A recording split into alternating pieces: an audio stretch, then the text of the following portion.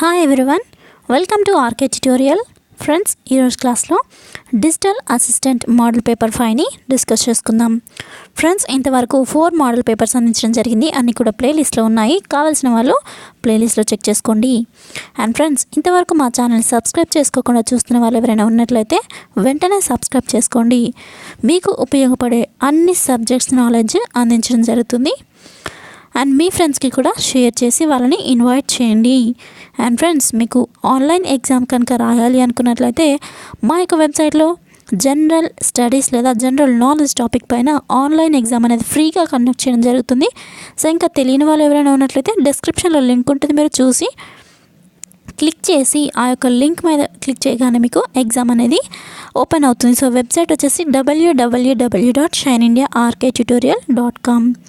Friends, క్లాస్లోకి వెళ్దాం. First question, when two batteries of unequal voltages are connected in parallel, the EMF of the combination will be equal to the answer is option A, EMF of the large battery.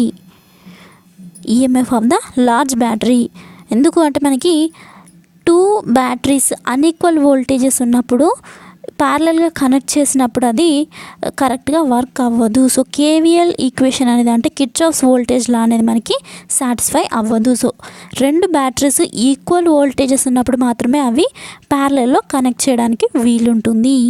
So కాబట్టి answer వచ్చేసి option A, EMF of the large battery. Next question, second question, at the center of a current carrying single turn circular loop magnetic field is, answer is option 2, mu I by 2 pi r. Mu I by 2 pi r, option B is the right answer. So ఇది basic formula, దీనికి పెద్ద explanation ఏం అవసరం లేదు. At the centre of the current carrying single turn circular loop magnetic field is mu I by 2 pi r. Next question, third question, the magnitude of force acting on a current carrying conductor placed in a magnetic field is independent of, answer is option C, cross sectional area of the conductor.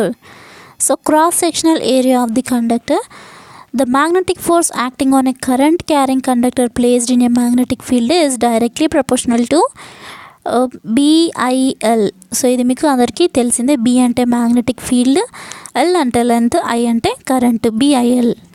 So ఇది basic formula. F is directly proportional to BIL అంటాం కదా. So అదే ఇక్కడ మనకి దాన్ని base చేసుకొని నేను cross sectional area of the conductor అని చెప్పాను. Next question, fourth question, the direction of a mechanical force experienced on a current carrying conductor placed in a magnetic field is determined by, answer is option A, Fleming's left hand rule. So Fleming's left hand rule అనేది ఇక్కడ మనకి క్వశ్చన్లో ఇచ్చినటువంటి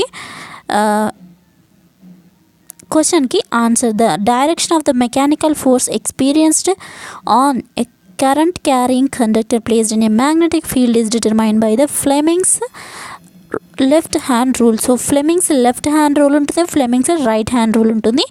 so ఇప్పుడు Fleming's left hand rule ఏంటంటే middle finger అనేది మనకి direction of the current flowing in a కండక్టర్ని సూచిస్తుంది. సో కరెంట్ ఫ్లోయింగ్ని మిడిల్ ఫింగర్ చూపిస్తుంది. అండ్ నెక్స్ట్ ఫోర్స్ ఫింగర్ ఉంటుంది కదా, అది డైరెక్షన్ ఆఫ్ ద మ్యాగ్నెటిక్ ఫీల్డ్ని సూచిస్తుంది. నెక్స్ట్ థంబ్ ఫింగర్ ఉంటుంది కదా, అది డైరెక్షన్ ఆఫ్ ద మెకానికల్ ఫోర్స్ని చూపిస్తుంది. సో ఇది మనకి ఫ్లెమింగ్స్ లెఫ్ట్ హ్యాండ్ రూల్ అనేది ఇచ్చినటువంటి క్వశ్చన్లో మనకి ఏం అడిగాడు, మ్యాగ్నెటిక్ ఫీల్డ్ని ఎలా డిటర్మైన్ చేస్తామంటే ఎలా కనుక్కుంటాము అని అడిగాడు. So Fleming's left hand rule ద్వారా కనుక్కోవచ్చు. సో నెక్స్ట్ క్వశ్చన్కి వెళ్దాం. In Fleming's left hand rule, thumb always represents the direction of, so ఇంతకుముందు నేను చెప్పాను ఆల్రెడీ, ఆన్సర్ వచ్చేసి option D, mechanical force. Option D, mechanical force. Thumb direction of the mechanical force. So ఇది just మీరు మీ fingers ఉంటాయి కదా, వాటిని ఇలా డైరెక్షన్ చూపించేసి దీనికి ఈ ఫోర్స్, దీనికి ఈ ఫోర్స్, ఈ ఫింగర్కి ఈ ఫోర్స్ అని మీరు ఇలా షార్ట్కట్ ట్రిక్ లాగా గుర్తుండిపోయేలాగా మీకు ఎలా గుర్తుంటుందో అలా మీకు ప్రాక్టీస్ చేసుకొని గుర్తుంచుకునేలాగా ప్రాక్టీస్ చేయండి. Next, if a current carrying conductor is placed in a magnetic field, the mechanical force experienced on the conductor is determined by, answer is option C, cross product. If a current carrying conductor is placed in a magnetic field, అంటే current carrying conductor ఒకవేళ magnetic ఫీల్డ్లో పెట్టినట్లయితే the mechanical force experienced on the conductor, ఆ conductor పైన లేదా ఆ conductor పైన పనిచేసేటువంటి మెకానికల్ ఫోర్స్ ఏదైతే ఉంటుందో అది ఏ విధంగా కనుక్కుంటారు అని అడిగాడు. సో ఇక్కడ మనకి ఆన్సర్ వచ్చేసి క్రాస్ ప్రొడక్ట్ ద్వారా ఆ యొక్క కండక్టర్ పైన పనిచేసేటువంటి మెకానికల్ ఫోర్స్ని కనుక్కోవచ్చు. సో ప్రతిసారి ఇలా తెలుగులోకి కన్వర్ట్ చేసి మీకు ఎక్స్ప్లెయిన్ చేయడం అనేది కుదరని పని, కాబట్టి మ్యాథ్స్ అర్థం చేసుకోవడానికి ట్రై చేయండి. సో ఇప్పుడు బేసిక్ ఫార్ములా ఉంటుంది దీనికి, అది చెప్తాను, నోట్ చేసుకోండి. F = BIL sin θ. నెక్స్ట్ దీన్ని ఎలా రాసుకోవచ్చు? F మైనస్ I రాసుకున్నాం అనుకోండి, దీన్ని I × B × N. సో ఈ విధంగా మీరు ఫార్ములాను కూడా రాసుకోవచ్చు, కానీ బేసిక్గా మనకు గుర్తుంచుకోవాల్సింది ఒకటే, F = BLV sin θ. సో ఇది మీకు గుర్తుంటే సరిపోతుంది. అండ్ ఇక్కడ మనకి I అంటే కరెంట్ క్యారింగ్ కండక్టర్ అందరికీ తెలిసిందే, B అంటే మ్యాగ్నెటిక్ ఫీల్డ్, θ అంటే angle between conductor current and magnetic field అని కూడా అనుకోవచ్చు. Next 7th question. The force experienced by a current carrying conductor lying parallel to a magnetic field is, answer is option A, 0. Option A 0. Same ఇక్కడ కూడా అదే ఫామ్లో వర్తిస్తుంది. Force F = BIL sin θ. Next question. ఇక్కడ నేను answer 0 అని ఎందుకు అన్నానని మీకు డౌట్ వచ్చినట్లయితే చెప్తాను, వినండి. BIL sin θ F = అని చెప్పాను కదా. సో ఆ ఫార్ములాలో ఇక్కడ ఏమన్నాడు? The force experience by A current carrying conductor lying parallel to magnetic field. So current carrying conductor అనేది ప్యారలల్గా మ్యాగ్నెటిక్ ఫీల్డ్తోని పెట్టామనుకోండి, అంటే మ్యాగ్నెటిక్ ఫీల్డ్తోని కరెంట్ క్యారింగ్ కండక్టర్ అనేది ప్యారలల్లో ఉన్నప్పుడు అప్పుడు ఏమవుతుంది? BIL sin θ అనేది ఆబ్వియస్గా 0 అవుతుంది. సో సారీ, sin θ కాదు, BIL ఉంటుంది కదా, సో అది మనకి 0 అవుతుంది. సో 0 × sin θ చేసామనుకోండి, అప్పుడు ఏమొస్తుంది? మళ్ళీ 0నే వస్తుంది. సో కాబట్టి ఆన్సర్ వచ్చేసి మనకి 0 is the right answer. So అర్థమైంది అనుకుంటున్నాను. జస్ట్ ఏం లేదు, F = BIL sin θ తీసుకున్నాను. సో తీసుకున్న తర్వాత ఈ ఫార్ములాలో మనకి ఇచ్చినటువంటి క్వశ్చన్ని బేస్ చేసుకొని BIL అనేది 0 వస్తుంది. ఎందుకంటే కరెంట్ క్యారింగ్ కండక్టర్ ప్యారలల్గా మ్యాగ్నెటిక్ ఫీల్డ్తో ఉన్నప్పుడు మనకి ఈ యొక్క BIL అనేది 0 అవుతుంది. సో మ్యాగ్నెటిక్ ఫీల్డ్ అనేది 0 అవుతుంది. సో 0 అయినప్పుడు 0 × sin θ, 0 × sin θ చేస్తే మళ్ళీ ఏమొస్తుంది? మళ్ళీ 0నే వస్తుంది. సో కాబట్టి ఆన్సర్ అనేది 0. Next question. An electric field is parallel but opposite to a magnetic field. Electrons with some initial velocity enter the region of the fields at an angle theta along the direction of the electric field. The electron path will be, answer is option B, helical. So మీకు question అర్థం కాకపోతే నేను మళ్ళీ చదువుతున్నాను. An electric field is parallel but opposite to a magnetic field. So electric field ఏదైతే ఉందో అది parallel but opposite magnetic field. So magnetic ఫీల్డ్కి ప్యారలల్గానే ఉంది, కానీ మ్యాగ్నెటిక్ ఫీల్డ్కి ఆపోజిట్గా ఉంది. Electrons with some initial velocity enter the region of the fields at an angle θ. Electrons ఏవైతే ఉన్నాయో అవి ఫీల్డ్తోని వెలాసిటీ రీజియన్లో యాంగిల్ θ అంటే ఏదైతే యాంగిల్ ఉంటుందో ఈ యొక్క మ్యాగ్నెటిక్ ఫీల్డ్కి అట్ ద సేమ్ టైం ఎలక్ట్రాన్స్కి యాంగిల్ అనేది θ యాంగిల్తో ఉన్నాయి అని మీనింగ్ ఇక్కడ. So along the direction of the electric field. So electrons ఏదైతే ఉన్నాయో వాటికి ఉన్న మ్యాగ్నెటిక్ ఫీల్డ్కి యాంగిల్ θ చేస్తూ ఈ యొక్క డైరెక్షన్ అనేది ఉంది. So the electron path will be, so అప్పుడు ఎలక్ట్రాన్ యొక్క పాత్ ఏమవుతుంది అని క్వశ్చన్. సో ఆన్సర్ వచ్చేసి ఇక్కడ మనకి ఆప్షన్ బి హెలికల్ అవుతుంది. Next question, the mechanical power developed by the armature of a DC motor is equal to, answer is option B armature current multiplied by back EMF. So back EMF అంటే Eb, back EMF, IA అంటే armature current. So basic formula ఏంటి అంటే mechanical power developed by armature of a DC motor is equals to E B I A watts. So mechanical power developed by the DC motor ఏదైతే ఉందో దానికి basic formula చెప్పాను ఇప్పుడు నేను మీకు, ఈబీఐఏ వాట్స్. సో ఇది మనకి ఇచ్చినటువంటి క్వశ్చన్లో ఏదైతే సెంటెన్స్ ఇచ్చాడో దానికి ఫార్ములా. సో దీన్ని బేస్ చేసుకొని నేను ఆన్సర్ వచ్చేసి బి అని చెప్పాను, armature current multiplied by a back EMF. So ఇది armature current I A, back EMF అంటే E B. Next question, the armature torque of a DC motor is a function of its, answer is option D, both field flux and armature current. So ఇక్కడ చిన్న formula ఉంటుంది, note చేసుకోండి. T M equals to E B I A by W. So ఇక్కడ మనకి mechanical power E B అని తెలుసు, I A mechanical power equals to E B into I A. And armature torque అంటే T M అంటే armature torque. And next watts అంటే పవర్. సో ఇక్కడ both field flux and armature current. The armature torque of a DC motor is a function of its EBIA by W. So answer is option D. Next question, the shaft torque of a DC motor is less than its armature torque because, answer is option D, rotational losses.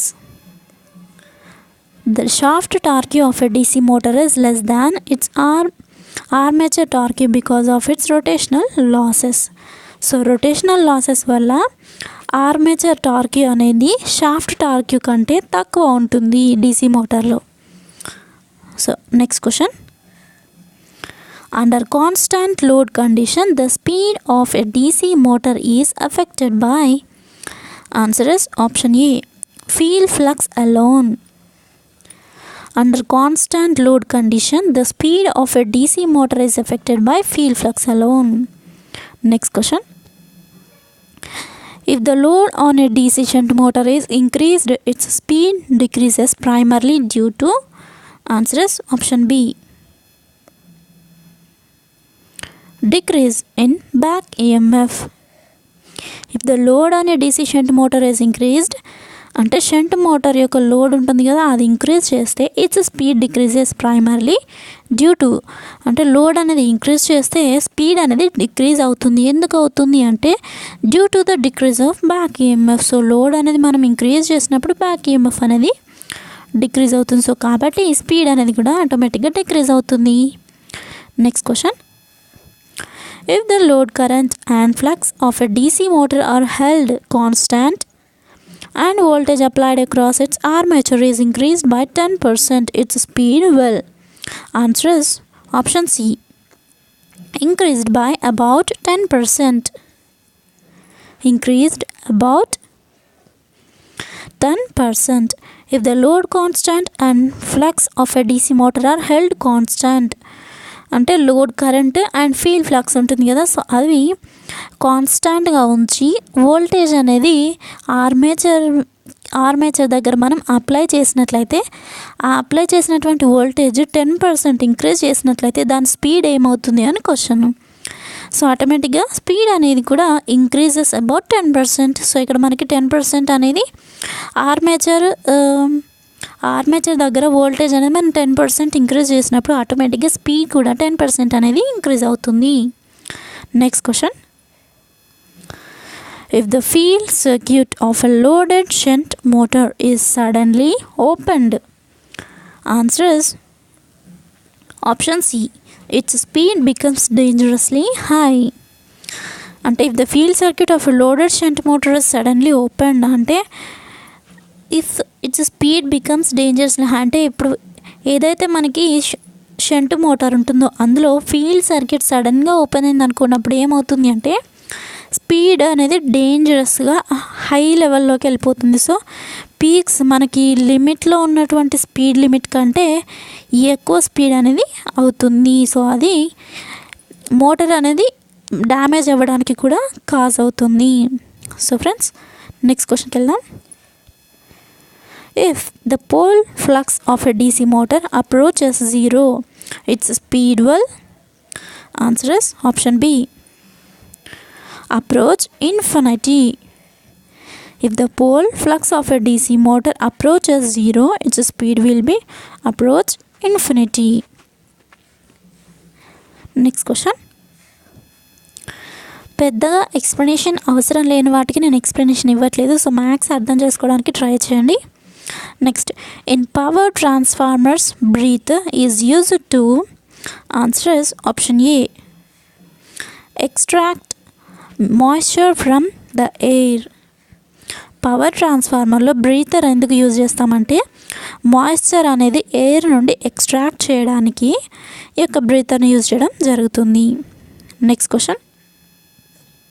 In a transformer, conservator consists of, answer is option A, an airtight metal drum fixed at the top of the tank. Conservator consist of అంటే conservator ఉంటుంది కదా ట్రాన్స్ఫార్మర్లో, ఆ కన్జర్వేటర్లో air tight metal drum అనేది ఉంటుంది. అది top tank ఉంటుంది కదా, ట్యాంక్కి టాప్లో ఈ యొక్క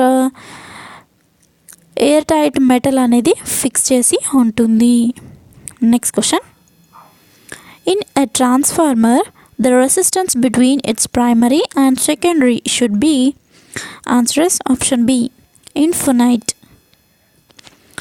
in a transformer the resistance between its primary and secondary should be అంటే ట్రాన్స్ఫార్మర్లో ప్రైమరీ అండ్ సెకండరీ రెసిస్టెన్స్ ఉంటుంది కదా, అది ప్రైమరీ అండ్ సెకండరీ సర్క్యూట్స్ మధ్యలో ఇన్ఫినైట్గా ఉంటుంది అని meaning. Next question. For large power transformer best utilization of available core space can be made by using, answer is option C, stepped core section. మనకి square core అయితే ఎలా అంటే నార్మల్గా core అనేది ఎలా ఉంటుంది అంటే ఫర్ ఎగ్జాంపుల్ ఇలా ఉంటుంది. సో ఇది అవుటర్ పార్ట్ అనుకోండి. సో స్క్వేర్ కోర్ అంటే ఇలా ఉంటుంది, స్టెప్డ్ కోర్ అంటే ఇలా ఉంటుంది. సో ఇలా స్టెప్స్ వైజ్గా ఇలా ఉంటుంది. నెక్స్ట్ సేమ్ ఇటు కూడా అలానే రిపీట్ అవుతుంది. సో ఇది అవుటర్ పార్ట్ అనుకోవచ్చు ఇలా.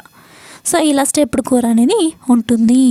So answer is option C, stepped core section. For large power transformer అంటే మనకి తక్కువ రేటింగ్స్ ట్రాన్స్ఫార్మర్లో అయితే నార్మల్ కోర్ యూజ్ చేయొచ్చు. ఎక్కువ పవర్ అనేది మనకి ట్రాన్స్ఫర్ చేయాలి అనుకున్నప్పుడు ఆ ట్రాన్స్ఫార్మర్లో ఈ యొక్క స్టెప్డ్ కోర్ అనేది యూజ్ చేయడం జరుగుతుంది. Next question. 5-limb core construction of a transformer has advantage over 3-limb core construction. That answer is option B, magnetic reluctance of the 3 phases can be balanced. Magnetic reluctance of the 3 phases can be balanced. Next question. In a transformer, low voltage windings are placed nearer to the core in the case of concentric windings because it reduces the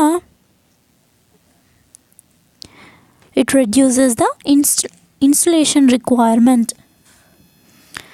So in a transformer, low voltage windings are placed nearer to the core. Transformer windings ఉంటాయి కదా, ఆ windings అనేది కోర్కి దగ్గరలో మనం ఈ యొక్క windings అనేది place చేయడం జరుగుతుంది. in case of the concentric windings because it reduces insulation requirement. ఒకవేళ మనం నార్మల్గా యూజ్ చేసే వైండింగ్స్ కంటే కాన్సెంట్రిక్ వైండింగ్స్ యూజ్ చేసామనుకోండి, అవి ఇన్సులేషన్ రిక్వైర్మెంట్ని తగ్గిస్తాయి అని meaning. So next question, transformer windings are tapped in the middle of. Answer is option B. It eliminates axial forces on the windings. So transformer వైండింగ్స్ని మిడిల్లో tapping ఎందుకు చేస్తాము అంటే యాక్సియల్ ఫోర్సెస్ని ఎలిమినేట్ చేయడానికి. వైండింగ్స్ మధ్యలో యాక్సియల్ ఫోర్సెస్ అనేవి produce అవుతాయి కదా, వాటిని ఎలిమినేట్ చేయడానికి ఈ యొక్క వైండింగ్స్ని మిడిల్లో ట్యాప్ చేయడం జరుగుతుంది. Next question, the primary and secondary induced EMFs E1 and E2 in two winding transformer are always. Answer is option C. In phase with each other. So ఇది బేసిక్, ఎవరికైనా తెలిసే ఉంటుంది. The primary and secondary induced EMFs E1 and E2 in two winding transformer are always in phase with each other. So induced EMFs E1 and అలాగే E2 అనేది two winding ట్రాన్స్ఫార్మర్లో ఎప్పుడు కానీ in phase మాత్రం ఉన్నప్పుడే కరెంట్ అనేది కరెక్ట్గా supply అవుతుంది, పవర్ అనేది కరెక్ట్గా జనరేట్ అవుతుంది. సో ఇది బేసిక్ రూలు. ఫ్రెండ్స్, ఇది ఈరోజు డిజిటల్ అసిస్టెంట్ క్లాస్లో భాగంగా మీకు 5th మోడల్ పేపర్ని అందించడం జరిగింది.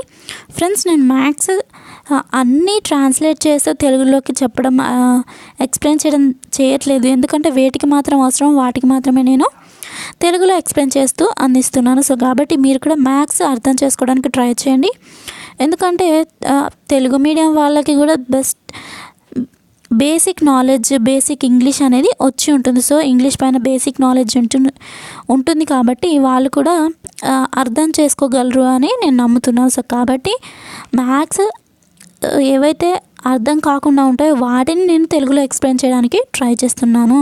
సో మీరు కూడా అర్థం చేసుకొని నాకు సపోర్ట్ చేయండి. అండ్ ఫ్రెండ్స్, నా యొక్క క్లాస్ కనుక మీకు నచ్చినట్లయితే లైక్ చేయండి, మీ ఫ్రెండ్స్తో తప్పకుండా షేర్ చేయండి, అండ్ మీ యొక్క ఒపీనియన్స్ని నాకు కామెంట్స్ రూపంలో తెలియజేయండి. Thank you friends, thank you for your time. Have a nice day. Bye bye.